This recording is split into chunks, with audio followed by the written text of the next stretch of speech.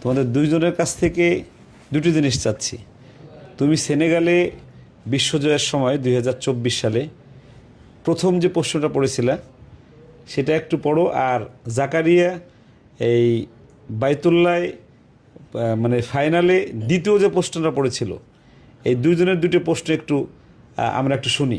সেনেগালে তো অনেক দিন হয়ে গেছে, আসলে খেয়াল নেই, তবে অল্প একটু তেলাওয়াত করি ইনশাল্লাহ। আমি তো জাকারিয়ার জন্য আজকে আসলাম, ওর তেলাওয়াত শোনার জন্যই বসছি। তো আল্লাহর কালাম তেলাওয়াত করা সওয়াবের কাজ, আমার জন্য দোয়া করবেন সবাই।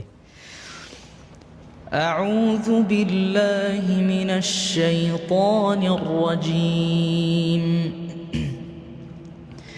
بسم الله الرحمن الرحيم وتلك حجتنا آتيناها إبراهيم على قومه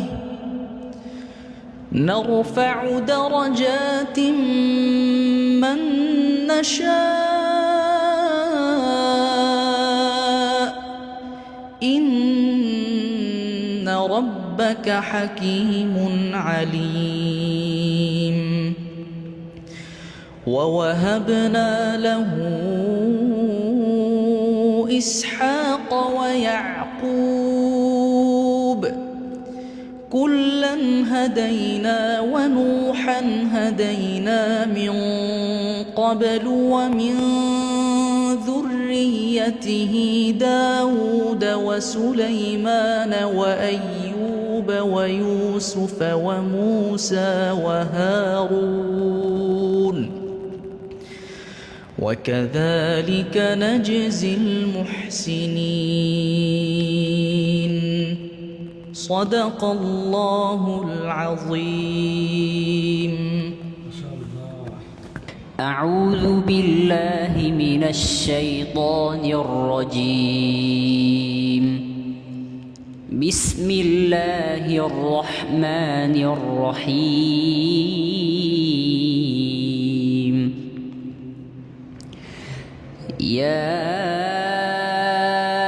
أيها الذين آمنوا لا تسألوا عن أشياء إن تبد لكم تسؤكم وإن تسألوا عنها حين ينزل القرآن تبد لكم عفى الله عنها والله غفور حليم.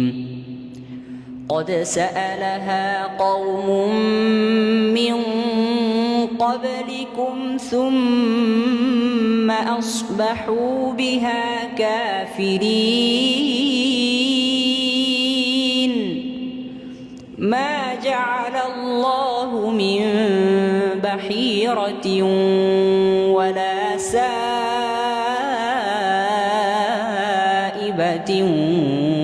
ولا وصيلة ولا حام ولكن الذين كفروا يفترون على الله الكذب وأكثرهم لا يعقلون. صدق الله العظيم. ঠিক আছে ভাইরা, সবাই দোয়া করবেন আল্লাহ যেন বাংলাদেশের প্রতি আরও বেশি বাংলাদেশকে যেন আরও বেশি সম্মানিত করেন পবিত্র কোরআনের মাধ্যমে। সবসময় যেন প্রতি বছর যেন এই কোরআনের বিশ্বজয় যেন ধারাবাহিকভাবে চলতে থাকে, সেই দোয়াই করি।